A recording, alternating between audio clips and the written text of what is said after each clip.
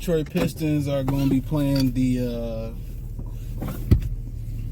Knicks or the Pacers, it could look like, for the most part.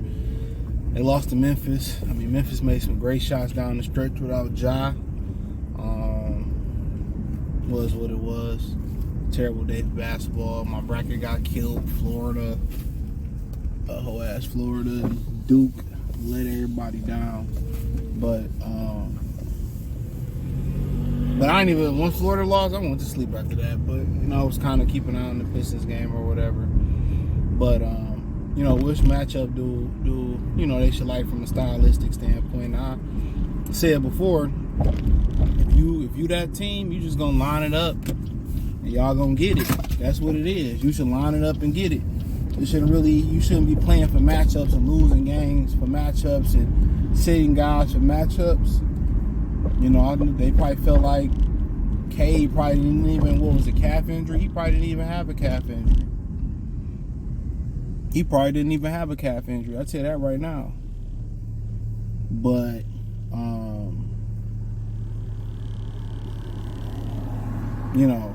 probably wanted to give him a little bit of rest. And my thing is this: where's the pride in playing as many games as possible? That's what I don't like about the NBA. They get this whole, oh man, since the NBA don't want to cut the games down and they don't want to cut them, we just gonna rest. It's not gonna help you in the long run. In the season, you should want to be active, especially in a league where a bunch of these motherfuckers is out of shape, playing a high interval sport. It's crazy. You run up and down the court almost every night and you out of shape. That should really tell you a lot. These guys should be playing.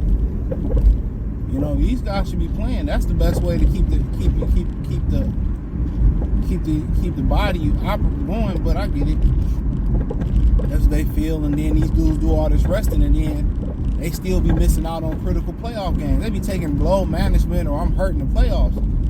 If you're doing something, y'all continue to do this resting shit, and players are getting more and more injured or nobody's getting healthy, you're getting the same result. That should tell you something.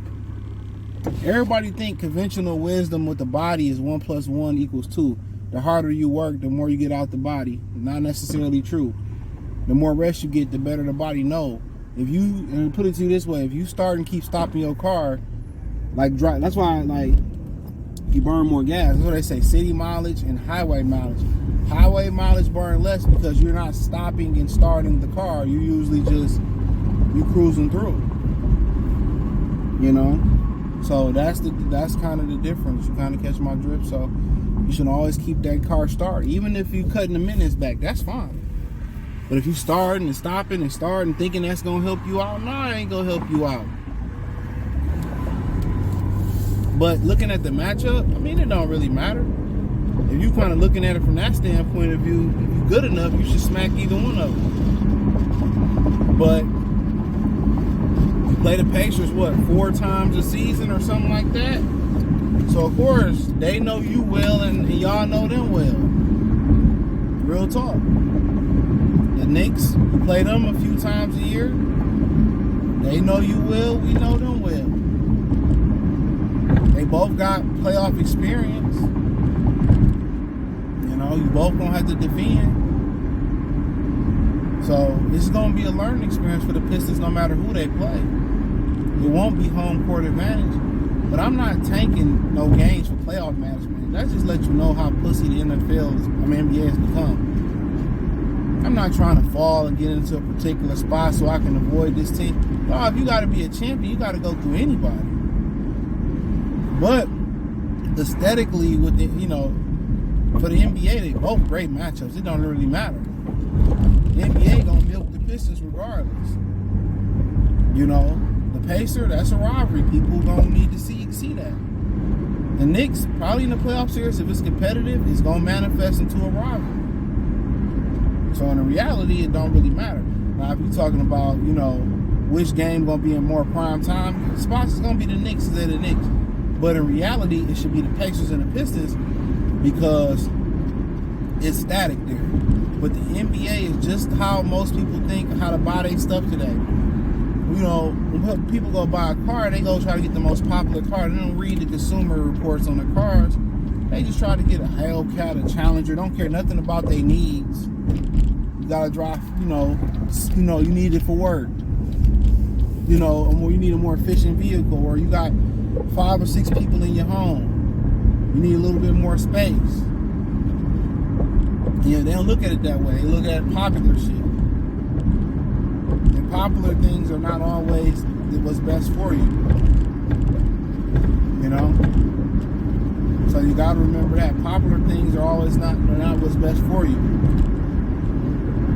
So that's always a little thing, but to manifest a rivalry like that, Pacers and Pistons would be gold for the NBA. But going to the Mecca, going to the Garden, who don't want to go to the Garden and try to put on a record performance? I mean, that's where you can stake your claim at. Thibodeau run his players down every year. He done destroyed Derrick Rose. He destroying Jalen Brunson. He destroying these guys. And they keep giving him a job after job after job after job after job. Nobody's saying, hey man, let's get somebody else in there that can show you how to, manage them. So when you think about playing the Pacers, you probably cool with playing the Pacers, to be honest. There's probably no issue with playing the Pacers. Playing the Knicks, because they're gonna be wore down. They're gonna be wore down. So either or, it don't matter to me. I would like to go to one of those playoff games regardless. Pacers would be more convenient, but the Knicks going to New York is always pretty fun. Especially when you're talking about just the aesthetics, the food and all that. So I've been to both.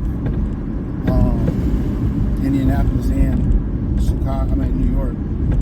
But from a stylistic standpoint, it don't matter. Pacers and Knicks are on the same accord. Experience, really good players. They both played the Pistons multiple times. They know the Pistons well. The Pistons kind of feel like they broke through that curse with the Knicks. Pacers beat us the last few times. I be just wondering, where do they get their license from, bro?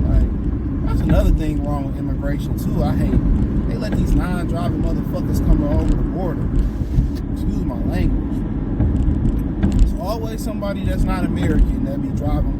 Like some of y'all Americans can't drive either, but there's a bunch of them that can't drive. They coming from their country, cannot fucking drive.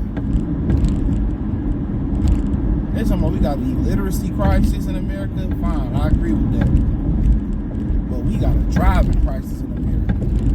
How are these illiterate people passing driving tests? We need to know. We need to investigate that too, Trump. We need to get on that, Trump. But on a serious note, I was serious when I said that. But on another note,